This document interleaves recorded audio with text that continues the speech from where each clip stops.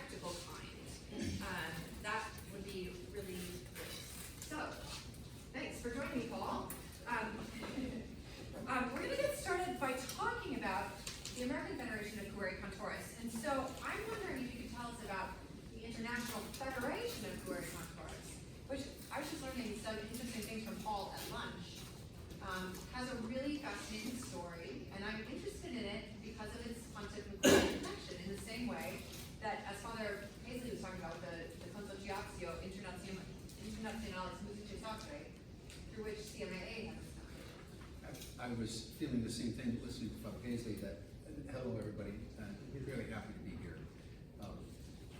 They really were, our organizations really are mirroring CMAA and CHEAMS, as they would say in Italy, and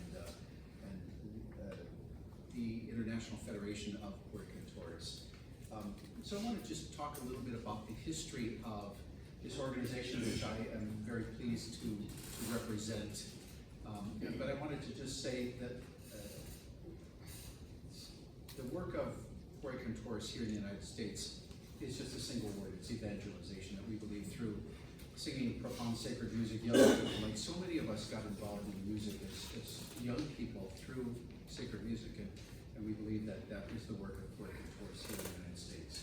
But So just to talk a little bit about Pueri Cantores, the phrase, as many of you know, Pueri Cantores literally means boy singer, and it is the official student choral organization of the Catholic Church.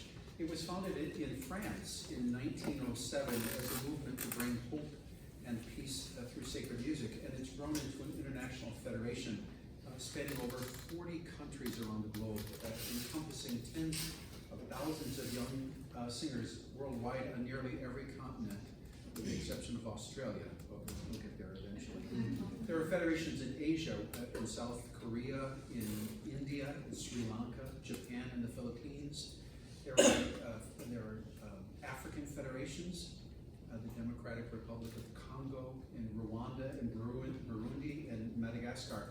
The International Federation recently put together an African choirs working group, which has the wonderful goal of creating exchange and mentorship partnerships between African choirs and choirs around the world.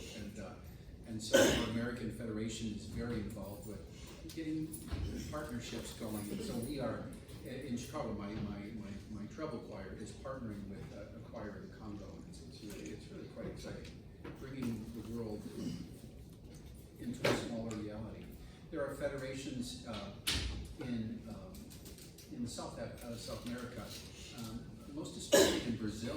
Their federation was founded in 1967, and it's one of the most active federations around the world, but as well in Colombia, Peru, and Ecuador. And as Europe was sort of the founding area of Pueri Cantores, one might expect, and the reality is there are many federations in Europe, France being the instigator of the movement, in Italy and Switzerland, Sweden, in Germany. The German Federation actually is the largest national federation in the globe, with some 8,000 choristers participating in their local Pueri Cantores choirs. That really is owed to the German tax system more than anything, who pays Pueri Cantores conductors directly. And so we have a very robust. I'm working with the United States government to adopt a similar tax system here in the United States. It has not worked so well. But they also have federations, European federations in Belgium, Hungary, Denmark, Latvia, and Poland. And here in North America, we actually have a federation in Haiti. We have a federation, and robust federation in Mexico, in Canada, and then here in the United States. And here in the United States, we have the second largest federation in the world, with some 230 choirs that are affiliated with Pueri Cantores, and about 3,500 choristers involved across 66 dioceses in the United States. Those numbers sound great, but we are very aware that it's just a minuscule portion of what is possible. And so that's the work of Pueri Cantores, to grow this movement, to bring more young people into the church through beauty, through the transforming beauty of sacred music. It would not be a stretch to say that the origins of Pueri Cantores, the movements, were the fruits of that 1903 Pius X's Motu Proprio on sacred music, which Father Paisley mentioned several times this year. Inspired by that apostolic letter, in 1907, two French music students, Paul Berthier and Pierre Martin, got together and founded a Schola Cantorum called Les Petits Chanteurs de la Croix de Bois, or the Little Singers of the Wooden Cross. And their goal was to bring the splendors of Gregorian chant and polyphony to the general public. As a sort of a fun aside, Paul Berthier, one of the co-founders of that organization, is the father of the French composer Jacques Berthier of Taizé fame. And as another aside, that organization that they founded, the Little Singers of the Wooden Cross, still exists today and are a formidable choral organization, having performed over 17,000 concerts since their inception. It's not just a choir, it's a choral organization. And so every year they will send out choirs of boys to sing 7 national tours throughout France and 3 international tours. I find it interesting because he's one of my favorites, but in 1937, the French composer Darius Milhaud wrote his cantata for peace for this choir. And he actually said about the choir that the Little Singers Choir called the school a miracle of faith, tenacity, enthusiasm, and talent. So after their founding, and it really quickly established a foothold, the First World War happened, devastating France, and the choir really transformed itself into sending choirs of boys out throughout both Paris, but in the rural areas of France, to give comfort and hope to those who had been devastated by the war. And then in that interwar period between World War I and World War II, this same choral organization performed in many countries worldwide, propagating the idea of peace. There was a French priest, Monsignor Abbé Fernand Maillet, who got involved with the Little Singers in 1917, and he conducted a concert of 300 boys in Paris on November 11th of 1944, which was Armistice Day, in celebration of the peace. And that really was the date which is acknowledged as sort of the founding of this organization of Pueri Cantores. Our work is to gather children from around the world. And so that first gathering, this first International Congress, happened in 1947 in Paris, with 90 European choirs of boys and 3,000 boy choristers participating at the invitation of this Little Singers of the Wooden Cross Choir. And it was at that 1947 International Congress that Monsignor Maillet coined the term Pueri Cantores. 2 years later, in April of 1949, the International Congress gathered in Rome, and this loose association of French choirs sort of was propelled onto the international stage. On Pentecost Sunday, on that date in 1949, 3,000 boys, conducted by Monsignor Maillet, sang a mass at the Vatican. And Pope Pius XII was so moved by the singing of the boys that he wrote a letter to Monsignor Maillet encouraging the growth of the organization. And in 1950, delegates from around the world gathered at the next International Congress to sort of put that structure into place. And then in January 6th of 1951, the Vatican gave its official approval of Pueri Cantores as the student choral organization of the Catholic Church. And so this year marks the 75th anniversary of that recognition. And so here in the United States, and we celebrated it around the world, but here in the United States, we had 18 choral festivals, and the children all wore these beautiful badges, medallions with the honoring the 75th anniversary of our founding. So originally, Pueri was exactly that, Pueri, but the changes in the Federation statutes made after the Second Vatican Council also enabled girls' choirs to be admitted to the organization. So today, the International Federation of Pueri Cantores comprises over 3,000 children's choirs, boys' choirs, girls' choirs, mixed youth choirs, representing some 90,000 singers globally. And there are three main pillars of our work. And first is liturgical singing, that we encourage choirs to participate in the church's worship, employing the treasures of our church's musical heritage, from chant and polyphony to hymnody and contemporary works. Sounds much like CMAA's mission. Secondly, and they take it very seriously, it's a promotion of peace, that fostering friendships between young singers from various countries, different nations, who are united by their shared Catholic and Christian values, can only deepen our sense of unity and bring peace together. And thirdly, it's an educational component. Here in the United States, we offer free resources and choral festivals to cathedrals, held in cathedrals and churches around the United States.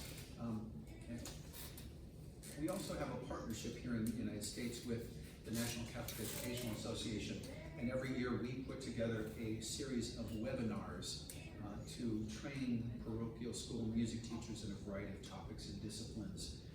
As unfortunately is too often the case, Catholic music school teachers aren't always trained as musicians, but it's the job that they can get. And so this is just a small help that we can do to raise this topic up. And I find it interesting that every year that our NCEA webinars are by far the most viewed webinars of all of the offerings of NCEA, which isn't to pat ourselves on the back, it's just to say that this is an educational component sorely lacking. We were very, very pleased a few years back to have CMAA's own Dr. Jenny to do 2 superb sessions on the conducting and teaching of chant. So I can give you some idea of some of the offerings of what we do. So there's just a little bit of heritage in the history of Puerto Rico. We're going to take a little turn to the practical now, because one of the things that I appreciate most about Puerto Rico is that it has a mechanism for getting into like regular Catholic schools and encouraging them to learn actually sacred music, come together, sing it liturgically. And it's sometimes far more successful than what happens in the regular liturgical life in those same Catholic schools. And so I'm wondering if you could talk a little bit about how that works. Where's the outreach happening? It's practical, and it's also, the state of children's choirs in the Catholic Church is not a happy state. We have many reasons for optimism, but then that's our work, is to provide a foundation, provide a structure for children's choirs to begin or to flourish, or to be able to speak in a language, a musical language that they don't necessarily always use. And so, and I'd like to talk about that, but I also just to say, how do we get involved in I want to just clarify right at the beginning that Puerto Rico is both parochial school music choirs, but also parish, church, youth, and children's choirs. So it really is the both things. So from a practical side, we hire a couple of people to call every Catholic school in the United States every couple of years, so that when we send out emails, it gets to the right school music teacher who leave often. And so it's an investment that we put in, we really feel that it pays great dividends, and just to make sure that our database of every school and every music teacher and every principal is accurate. And so we have a better opportunity that when we send out materials, they're going to get into a hand with the correct name on it, and people are going to read it with renewed eyes. At the same time, we work with schools' offices around the country, school superintendents and their various staffs. We work, with directors of Catholic identity. Whomever we can talk to, we will talk to. At the same time, we work with the various offices for divine worship at the diocesan levels. Just to, again, it's about partnership. So we send out lots of information, we make lots of phone calls, but at the end of the day, it's a conversation between us and saying, hey, I brought my choir to this festival.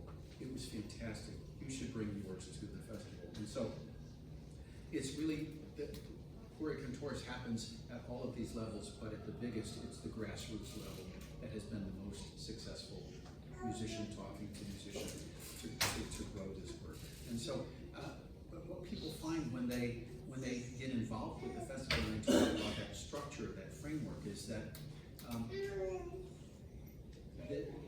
being involved with the Puerto Rican Tourist Festival, and that's sort of the summit of our work, is that choirs who sign up to participate will spend weeks and even months preparing the repertoire, so that day at the local cathedral with the local bishop or cardinal, the local ordinary celebrating Mass, just to celebrate Mass, just to praise God.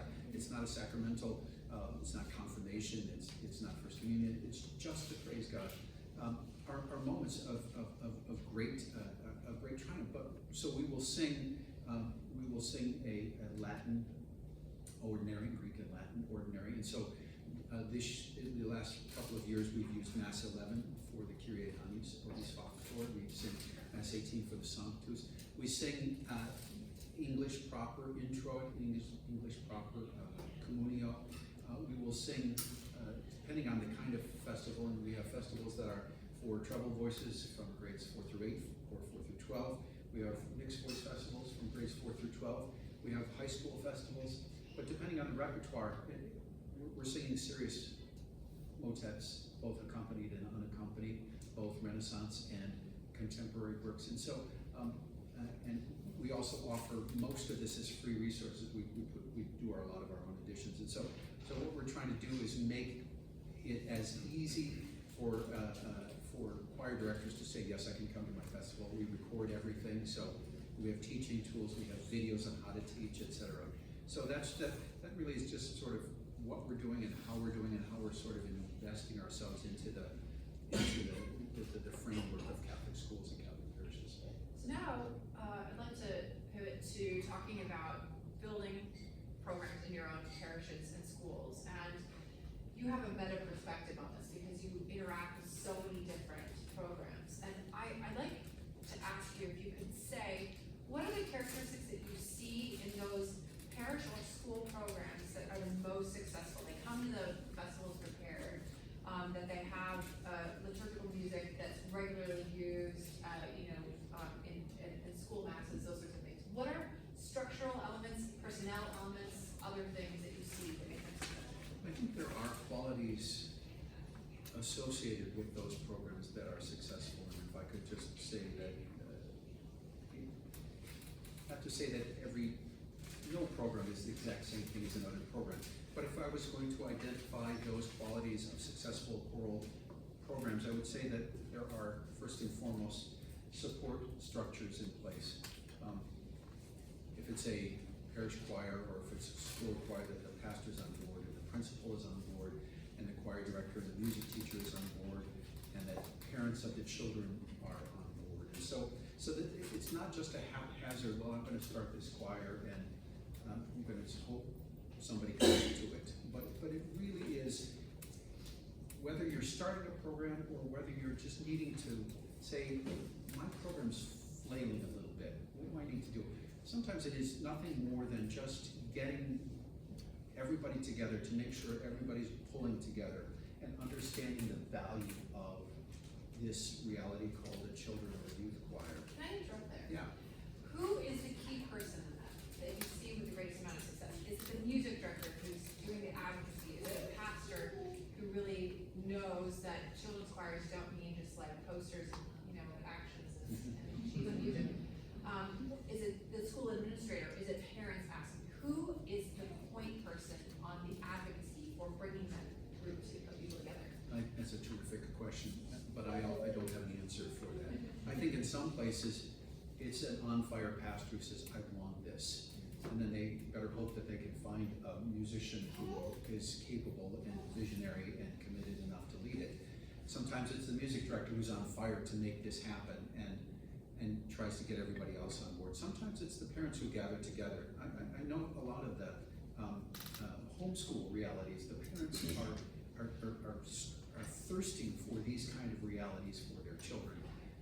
And so they are the sort of the driving force. But I would just say, whoever is the motivating force in any reality, if everybody's not pulling together, if one of those pieces are pushing back, if the principal of the school is saying, yeah, I'm not really so interested in this, or I'm not buying in, it's going to be harder to be successful. If the pastor is not ambivalent, but decidedly, I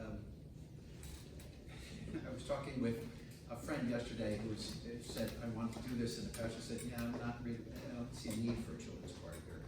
Until she said to him, you know what, I'm going to do it, and then you say what it is, and then if you say I'm not going to, it's not a good thing, then I will step down from it. And he has then since gone, oh my, I'm very sorry, I didn't realize what this meant. And so sometimes pastors think of what they think is the greater good. It's just going to make Mass longer. And they don't realize it's going to bring families in. It's going to catechize children and families in a way that is profound and brings the people together. So, Can I piggyback on that? One of the things that I have had the experience of in seminary formation and then like seeing past generations of priests is that priests so often don't have the experience of really awesome music having a connection to their Catholic faith or their prayer life. And if instead they have some sort of really transformative liturgical experience, in that, perhaps that's at a festival, mass or something all my other pastoral goals. Have you had conversations with priests who have that sort of turnaround after a festival? Absolutely. And would say, you know, we all, well, Father's a singer, and then you go, oh, okay, Father's a singer. Or Father plays the organ, or Father plays the piano, and you have some sort of, well, there's our connection. I don't have to explain what I'm doing. He knows the value of what we're doing. But for the most cases, Father doesn't see it. I was going to talk about this later, but I want to just say that one of the initiatives that Puerto Cantores is doing at most of our festivals is that we're working with the local seminary for the dual purpose, and now that you're talking, it really is a three-part purpose of in mixed voice festivals. Frankly, we got lots of trebles, both boys and girls, but not a lot of tenors and basses, changed voices, and so bringing on some seminarians to a festival, having them sit in on the last rehearsal and sing the festival day provides a better choral balance. At the same time, our whole point is to give a living, breathing vocation reality to these young kids. And so throughout the day, they are offered time to speak about their own vocation journey. And we're doing this also with orders of religious women for the young women. But now that you talk about it, I do know that the men who come to these festivals, their eyes are open to the realities of what children's choirs can be, and because they say that to us all the time, and you just know that when they go then out after priesthood, after ordination, they'll be more attuned to being open to a children's choir. That's something that we definitely experience. I was talking with a fellow seminary music director the other day, encouraging her to start a children's choir at her seminary because there were a lot of kids in the area who weren't getting any music education, really substantive anyway. And I said, you know, it's so important that your men see this, that this is what you can actually expect from a children's choir and not something, you know, kind of funky. So could I just finish my list of those qualities, though? I think besides having support structures in place, highly organized and efficiently run programs are a mark of success with clear lines of communication throughout the organization. Just as a for instance, and not to toot my own horn, but just to say that when the children at Our Lady of Mount Carmel are readying for the first rehearsal, their parents have in their hand a handbook which outlines all of the expectations that I have. It outlines every date that we're going to sing, every mass, every rehearsal, when vacations happen, when we're going to sing a concert, when we're going to sing for the Little Sisters of the Poor, etc. And so parents at the very top have all of that at hand and can put that in electronically into their realities. And I also have them sign a contract. Both the parent and the child sign a contract understanding the commitment. And so, you know, with all of the presses, and those of you who do children's choirs, understand the word soccer, understand the word baseball, understand the word ice skating, dance, or whatever. Unfortunately, in too many realities, there's pressure on us to, well, it's okay, it's just children's choir, we'll miss that, or it runs all year long, you know. And so I think sometimes the contract helps parents understand that we are rehearsing for a purpose, and that is the sacred liturgy. So, Can I do a follow-up on that? So I'm just wondering, how many of you have a handbook for your programs? Great. Can I encourage you? I don't know how your handbook developed, but I know that our handbook, which is in our not quite one-year-old chorister program, drew heavily from another faculty member here at the CMAA. You know, that we reached out to people and said, look, can we just see your handbook? And then, you know, like you build your own thing that works in your own place and not reinventing the wheel. Did you do something similar like that? I reinvented the wheel, but I sort of did a lot of reading, and I'm happy to share mine with whomever. I'm happy to. Oh, that's a very good Put on. I think successful programs have a commitment to recruitment. That it's not just something that happens haphazardly, but you as you would plan a rehearsal, you plan, how am I going to recruit singers to my choirs, and who do I need to talk to, and how do I need to approach them? And so I'm regularly going to summer gatherings of parents, of kids coming into the school, and I'm introducing myself and talking about the program. Though, as I was saying to you, Jenny, at lunch, that parents talking to parents, saying, you gotta get your kid in this choir, is far better than me talking to a parent saying, hi, I'm Paul French, and here's what I can do for your family. You know.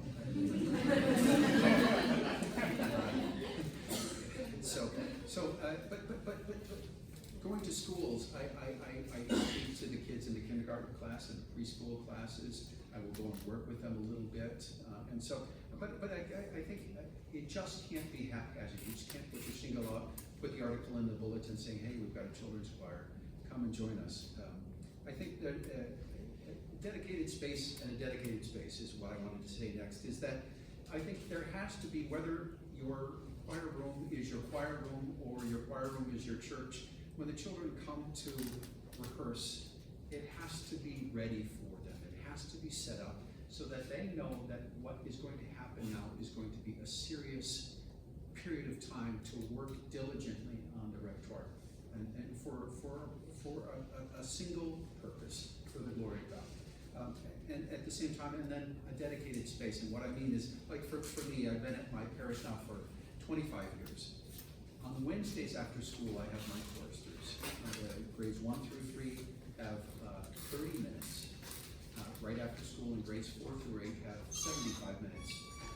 And there is no program that happens, no after-school program that happens on Wednesdays after school until the choral programs are done. So I've made this arrangement with my school principal that there will be no conflict for any kid who wants to be involved in choir. And some years I've had fully half of the school sing for me in choirs. And so, but again, it's making space and making space. And so, actually, just I believe that there are carrots and there are sticks, and that children need to have carrots in their lives. They have lots of carrots, but again, just as an aside, I early on found that a little sweet treat was a great motivation, and a little sweet treat placed on a table right next to the rehearsal area is an even better motivation. So when things get a little unruly, I just look over at the candy table and I just say, "Want to wave goodbye?" And they go. So I believe that there has to be a small motivation, and a tiny piece of candy. And the practicalities of that, sorry, and this is the Church Music Association of America, you don't talk about candy.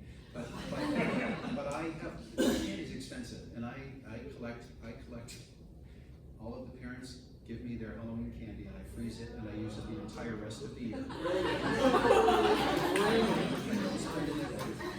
Other realities of successful programs. Every singer that comes to you or comes to me has to have an audition, but I don't know if you ever called it an audition.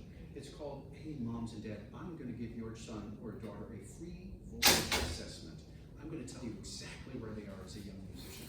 I want to meet these young people. I want to know if they can read, if they're young. I want to know if they can match pitch. I want to know if you sing a line, they can repeat what the highest note was or the lowest note was. I want to sing a little four-phrase motive, and I want them to sing it back for me. I just want to get a sense of who they are musically, as opposed to being surprised at that first rehearsal. So I think. Can I interject there? Can you sing us a couple of things that you would have a student do at this? Again, everything is based on age, and I, as a male, for the young singers, for most all of the singers, I'm going to sing in their range. And so, if I've got a first grader coming to Mr. French, I'm going to say, "Sing this back for me," and they'll go, and they're looking, their eyes open, because they don't realize that Mr. French can sing those notes. And so then I'll sing. What was the highest note that I sang? And during that time of assessing them, I am not just listening, but I'm working with them to see how well they. And so I said, so we'll talk about body alignment. We'll talk about breathing. We'll talk about some sort of simple kinds of things of diction. I want to see how well they react with me in these kind of instances, to sort of see where I'm gonna sit them, with whom I'm gonna place them, in case they need just a little bit of help, you know. If they can sing about 70% of the notes correctly, or they can, then we're in a good place. I'm gonna take most everybody. I also know that in our age of onslaughts of recorded music, there's not a lot of singing that's going on. And so sometimes it's just a matter of getting kids out of their speaking voices and having them hear their singing voices, you know. And so at Puerto Cantores festivals, we have a body of festival conductors who aren't just conductors, but they are really expert conductors of children's choirs. So if you come to a festival, the kids are having a great day, but we as conductors, as choir directors, are watching the guest conductor of this festival, and it's like a master class in conducting. And so, you know, I'm always learning. I'm a festival conductor, but I'm always learning from somebody else, different ideas. And so, so that's what the assessment is.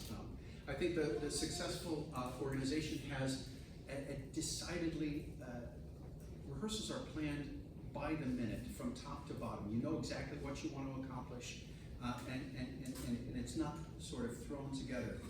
There is, the repertoire is carefully selected. It's not, well, this is my favorite piece of music and I want my kids to sing it. That's a recipe for disaster if it's too hard or if it's too facile. And that's where, again, sorry, but that's where Puerto Cantores can come in, because we provide a repertoire that is both festival repertoire, but it's also a practical repertoire. We sing, the music that we sing at festivals, and I know many of you here have been to Puerto festivals, it's practical music that we sing in our parish, and we sing for liturgy, we sing for concerts, and so it's not just music that you can sing once a year. And I want to just say also that maybe the most important piece of this is that there is a strong and decidedly real commitment to teaching sight reading. The worst thing that you can do with your children's choirs is to teach everything by rote. It's slow drudge work. If you're not teaching your children to sing either via a solfege system or via another system of reading notes, then I think you are really putting yourself behind the eight ball. Everything is very slow. So I think those are some sort of general ideas. Oh, just one other idea. I think the most important moment in the choral rehearsal is that first 5 to 7 minutes of vocalization, where you are taking kids most often who are coming from school or coming from the playground, and you need them to sort of reacquaint themselves to what the reality is going to be for the next 30 minutes or the next 75 minutes. You need to get them aligned. You need to get them breathing like we did this morning. And bravo to you for that. You need to get everybody thinking about themselves as a wind instrument. You need, especially with treble voiced children, they have to move immediately out of their chest voice into their head voice. And that can be done in a variety of ways. I'm reticent to do it with the microphone sitting in front of my face, but simple size, simple sirens. You know, I have children count 1 to 10. 1, 2, 3, 4, 5, 6, 7, 8, 9, 10. That simple task gets everybody right here. We're thinking together, our ears are opening, our lungs are engaged, sighing, and we talk about vowels all the time. We talk about placement of the vowels and how to make it make it relaxed and with vowels without tension. And so vowel placement, positioning is very important. And we just release right up into the head voice right away and before we begin. So it's not just a do, mi, sol, mi, do, bom, bom, do, mi. I've seen enough choir directors who are having a conversation with another kid saying, I need something from my office while they do that, and they're not listening. I think it's the time for both the children to engage and for we as directors to engage our ears and our eyes and our head into what do you hear and how do I need to pivot? Are the kids squirrely? Do I need to do a sort of a more physical thing? Do we need to run in place for 15 seconds and then get right back to it? So I think all of these kind of things are the kind of things that are part of successful choral programs. I'm gonna go now to talking about your 75-minute rehearsal. So you've kind of given us an outline of your first 5 to 7 minutes, but can you tell us how do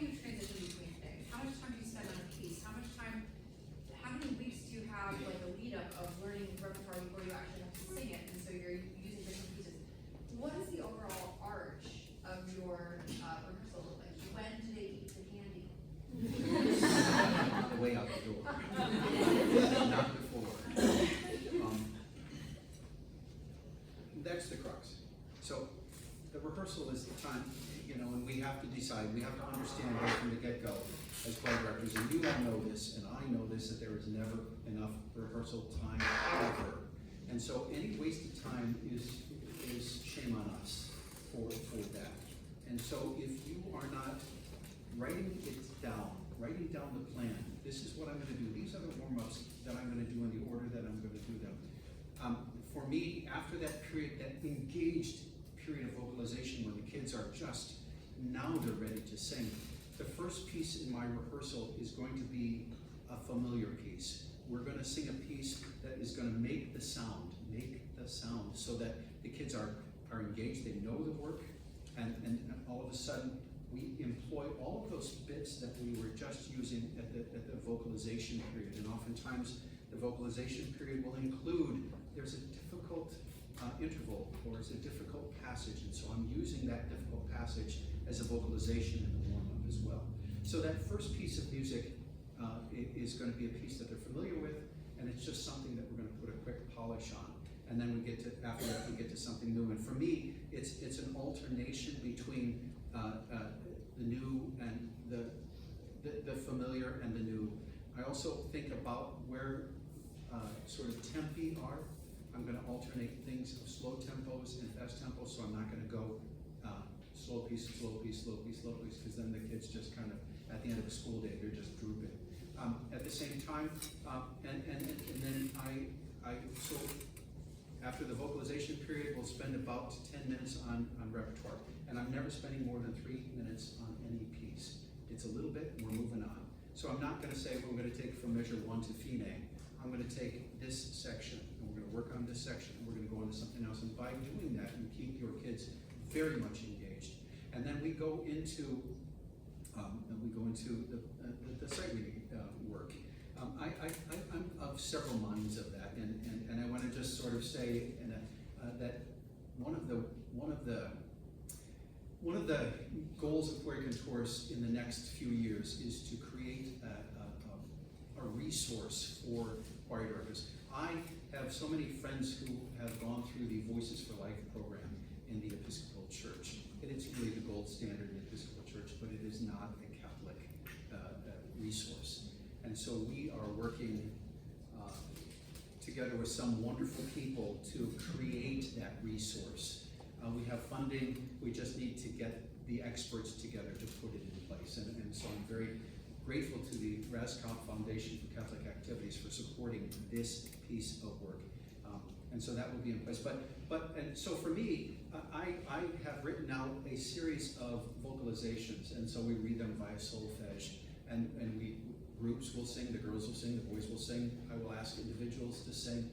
I also will send kids out of the room to do, some of the younger kids will work with older kids. We've got some texts, and the older kids will mentor the younger singers in doing sort of some workbook activities. And all of these pieces they all pay dividends in the repertoire work. And so then after we do our vocalization period, we'll do a little bit more repertoire work.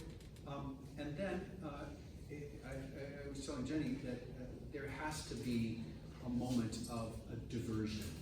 And for me, it's we call it the 120-second joker period. And so for 2 full minutes, which always turns out to be 4 full minutes, I will tell the worst dad jokes I know. And they will all share the worst jokes that they know. And we're laughing our heads off for 3 minutes, and then we're ready to get back to work. I do a lot with posture. If you sit too long, if you stand too long, it's not good. We also do a lot of things canonically. So we'll sing canons, and I'll put kids in different places of the room. So the simple praetors, we'll sing it in 4 parts. We've got kids all over the room, and sometimes we'll do it in 8 parts. And we'll just put kids on the stage and over here, and Mr. Frenchek, and they love that. And that's what you're looking to make those connections with young people. Canons are, so Puerto Contores involves in a canon every year in our repertoire. And those pieces are just instantaneous works, but they also they also, as you know, they work on developing the independence of singers. So, and that's ultimately what we're looking for is young people who can sing musically independently. This is gonna be my last question, actually, before we move into questions and answers here. And I know that probably a lot of you are thinking about starting a program, and so you think about, do I separate boys versus girls? What are the age breakdowns that work best? What do I start with? I only have one faculty member. How do I build out with small, like, adjuncts, people that I can bring in? And most importantly, what do I say to my priest to make sure that he doesn't expect that a children's choir will solve all his problems on Sundays and sing every Sunday from, probably the third week of rehearsal? All of those are great points. And just oftentimes, I'm going to just dash through them. Oftentimes when I will talk to colleagues, I say, so what are the age ranges of your choir? We've got from first grade through senior in high school. Oh, my. And how many kids? Well, we have 7. And I said, I bet that if you break that apart, you're going to have a whole lot more singers. You're going to have a whole lot more high school kids because they want to be with high school kids. I do it grades 1 through 3, 4 through 8. We've got a high school and collegiate school for the kids who want to continue to sing with me. But I just think like-minded kids have to. You have to be very careful about putting the kids who can't read with kids who are reading quite well. And so the boys and girls piece is a really interesting and important piece, and it's not something that we really always even address to say, well, I'm going to have girls. The girl choristers are going to sing at this time, rehearse at this time. The boy choristers are going to rehearse at this time. That is, frankly, an ideal. When you put boys and girls together, even from a young age, the molecules in the room change. Boys become a very different reality, so oftentimes an unpleasant reality. And the girls, well, they do other things. So I find many years ago, and I work in a wonderful school, and the kids all sort of they're really great together. And so I just thought, it's not an issue, we're going to sit together. But then I just noticed some behavioral issues coming in. And I separated the boys and the girls, but I also gave the boys a name. And I thought it was just the most ridiculous thing I could have ever said. And I said, you are my posse. And the boys went, Mr. French, can I be in the posse? I said, absolutely, go over there. It changed everything. It changed everything. So the boys all of a sudden are together and they're acting in a much more mature and serious fashion. And the girls are with their type and they don't have idiot boys sitting next to them. And so my troubles are sopranos, altos, and changed voice boys. And the altos, none of them are altos. They are all the oldest singers who can sing the most independently. And so they're the girls, mostly the middle school girls who have gone through the program. For me, it's a very successful thing. But I think if you're not thinking about where you're placing the boys and the girls and just letting them sit wherever, it's a very simple fix. If you have the opportunity to have separate rehearsals, I think you will quickly realize the improvement. You'll put oxygen into that improvement because the boys just want to be by themselves and they can get past. There are girls around us, and so we have to act a certain way, and they can just be serious about what they're doing. If you have an instrumental component, if you can encourage the instrumental studies, especially with piano, but not necessarily even violin or other instruments, it only benefits what you're doing. If you could do a summer camp, it's a great thing. If you can take even one day to say, we're going to do a Saturday before school begins, and we're going to put ourselves into place. Two of the most elite choral programs in the United States, St. Paul's Choir School in Cambridge, Massachusetts, and the Madeline Choir School in Cathedral in Salt Lake City. They both have exceptional programs, but they also have dedicated week of summer camp where they're learning all the new repertoire, they're putting themselves all back into the place of commitment, they're getting parents back on board, they're getting excited, they're having fun, they're having cookouts. And I think if you're not doing something like that, you might consider it. Can we end with, what do you say to your priest so he doesn't expect Yeah, singer. I think it's but I also say it to all of us, that we have to, we're not building singers for next Sunday.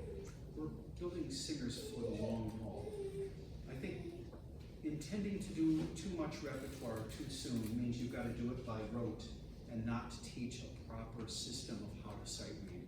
And so I think you need to tell father, but you also need to tell the parents, we're not going to sing for the first 3 months. We're going to get ourselves together.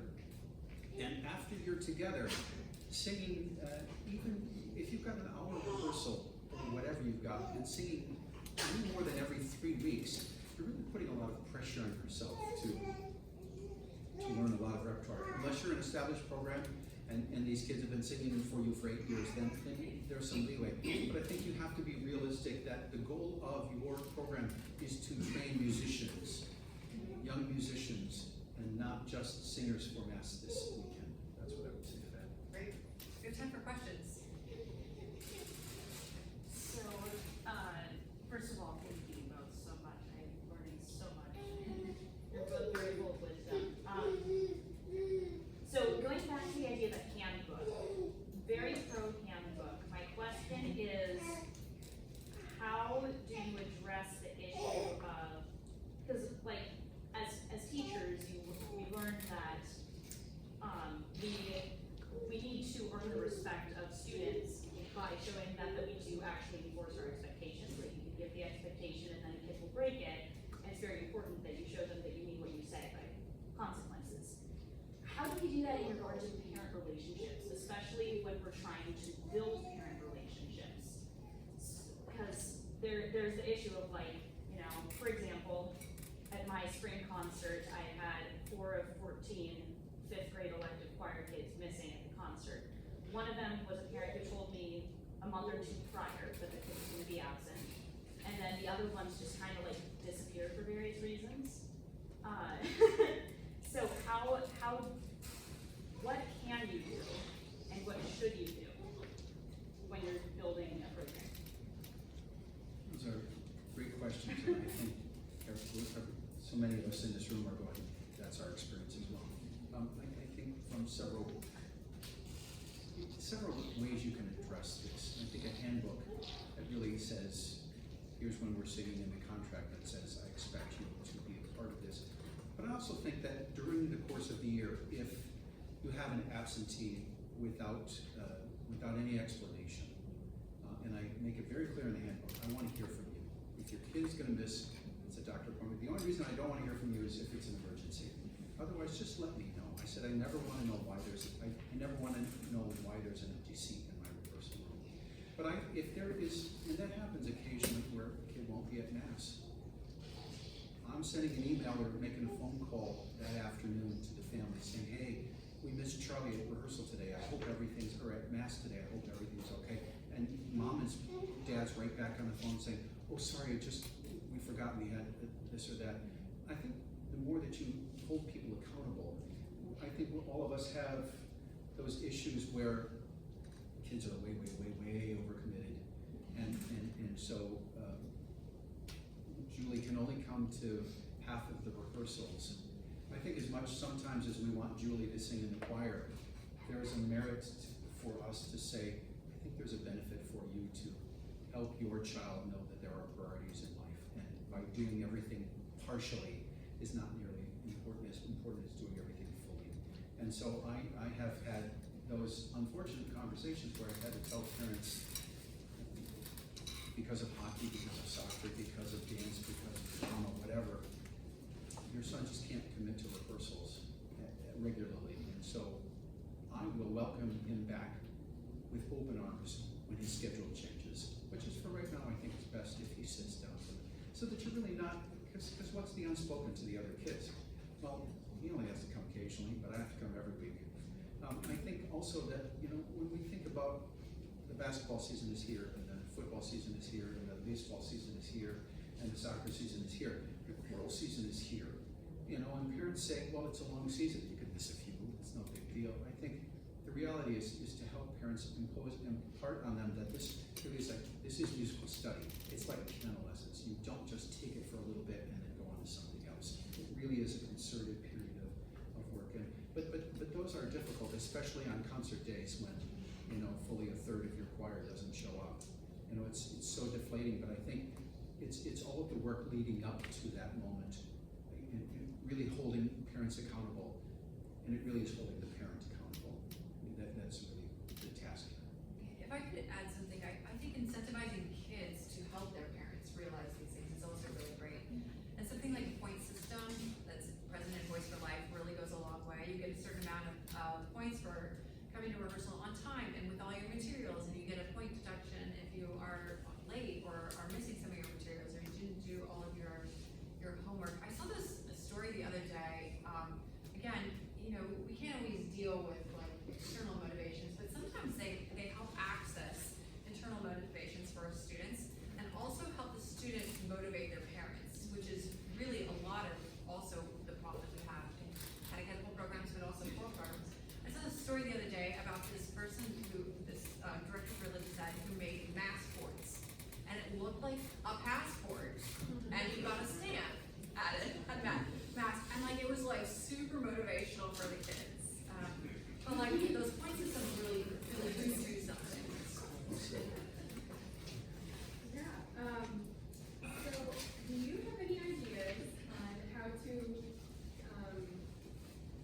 our community is very sports aware, and it's not necessarily about Bing, but how to kind of launch the interest and the buy-in and get them there in the first place when, that isn't exactly where people are.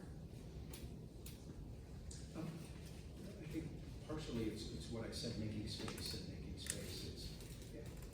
If you're consistently competing with things that get in the way of keeping kids away from rehearsal, I think you either deal with who you have and are the committed few, or you find a different time for your rehearsals where kids can be committed. It's difficult to have a rehearsal right before Mass and expect kids to sing at Mass, but in some places that's the reality, and that sort of structure can work. It's not a structure that I advocate, but I also hear it's frustrating when we feel like everything else is more important than the work that we're doing for the glory of God. That we've got to really sort of help parents understand that. So I would just see if you can figure out where to put your rehearsal that's not in such conflict.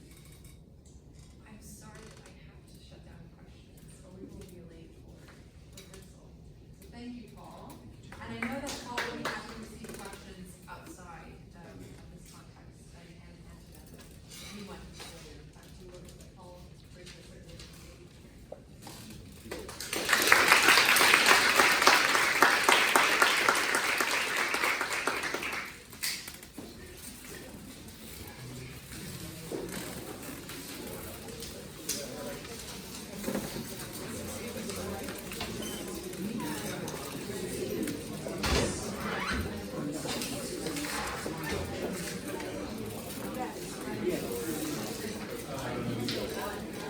Okay.